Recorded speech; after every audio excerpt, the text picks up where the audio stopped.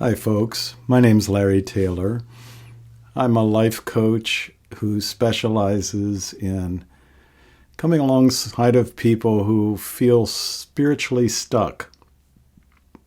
And I like to use a metaphor, a little story, to think about what it means to be spiritually stuck. The metaphor I explained in the first in this series of videos.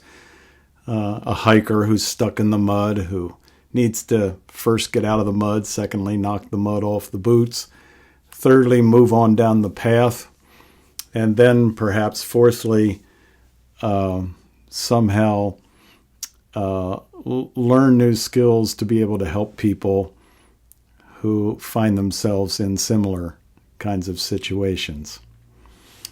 We've been talking about what it means to be spiritually stuck as opposed to other kinds of stuck.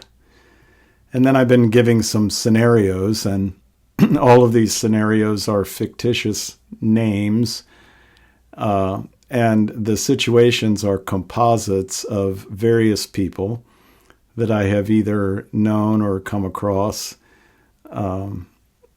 through different means. But the situations that they wind up in are very real, and the solutions that get them out of those stuck situations are also very real. So I invite you to consider with me today another scenario. I'll call this person Megan.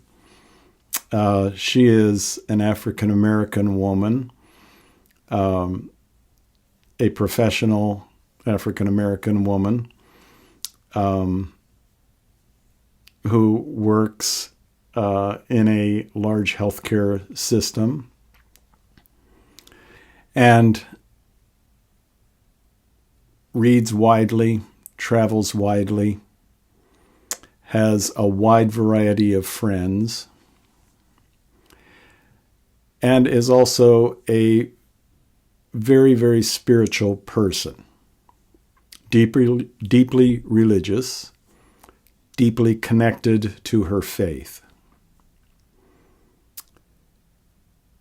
She is appalled and just does not understand how so many of her white friends and white acquaintances, particularly those who belong to her faith community, particularly those who are likewise devout, spiritual people.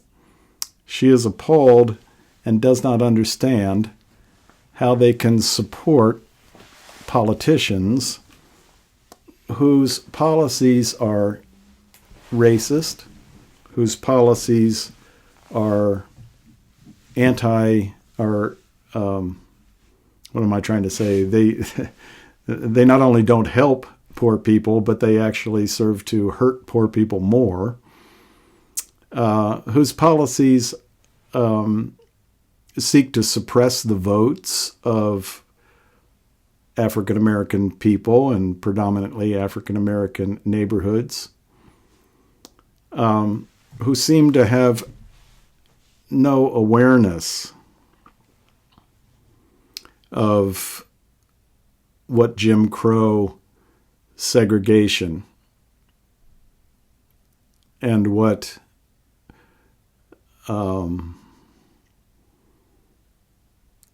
slavery inflicted on her ancestors. She's in a place of being spiritually stuck because she wants to love these people. She wants to accept these people. She wants to fellowship with these people.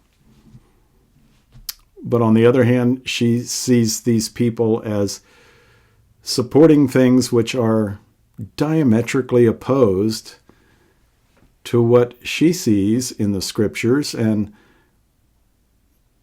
the faith that is most meaningful to her.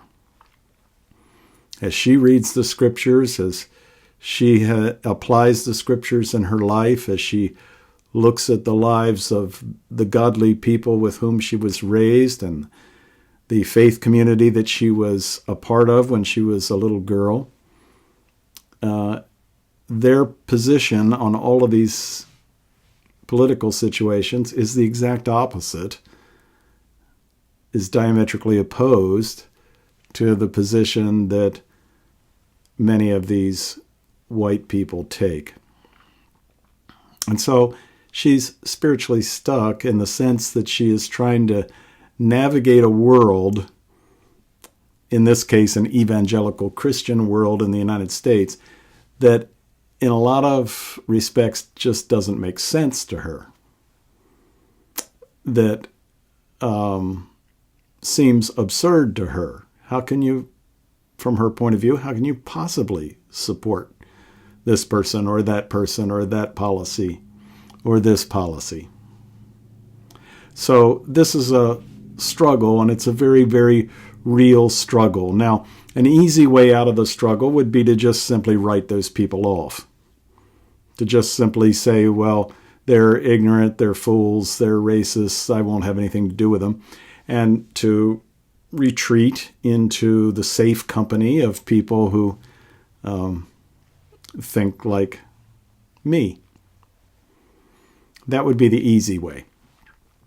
But in this scenario, Megan is not willing to do that. She recognizes that we are created by the same Creator and that we are called to be one. And she takes very seriously Jesus' admonition, Jesus' prayer, that we all would be one as He and the Father are one. And that's the desire of her heart. And she desires a world of harmony and a world of connectedness, not a world where black people are innocently shot because they're holding a cell phone. Not a world where black people are pulled over simply because they are black. Not a world where Confederate statues honor those who fought to destroy the country in order to maintain slavery. She longs for a world of peace and harmony, especially harmony amongst humans, regardless of ethnicity. At a deep part of her, she recognizes that there is only one race. It's the human race. And that ethnic differences and cultural differences are to be celebrated and enjoyed and learned about and participated in, never to be used to divide or to instill or encourage hatred. So she's spiritually stuck in a world where, what do I do? How do I help? How do I stand for justice and yet at the same time love those who either directly or indirectly are the causes of the injustice? It presents a real problem for her. How does she get unstuck? Well, conversations with pastors whom she respects, older people of faith that she respects, especially people who seem to be navigating this unjust world full of, and yet they themselves are full of love and forgiveness. She begins with conversations with them. And through their conversations and through reading and studying historic figures like Martin Luther King and Nelson Mandela and Desmond Tutu, and so forth. She learns slowly the way of love, as John Lewis would call it. The way of love, the beloved community. She learns to, as she draws closer and closer to God through her own prayer life and through her own devotion, she learns to never excuse sinful attitudes, never to excuse things like racism, prejudice, bigotry, always to lovingly confront those things when they pop out. But at the same time, she learns to love those who hold those views and to not dismiss them, but to seek to understand how they got to the place where they hold those views and why they hold them and how those views are being reinforced by silos of information in the world in which we live. And as her understanding increases, she's able to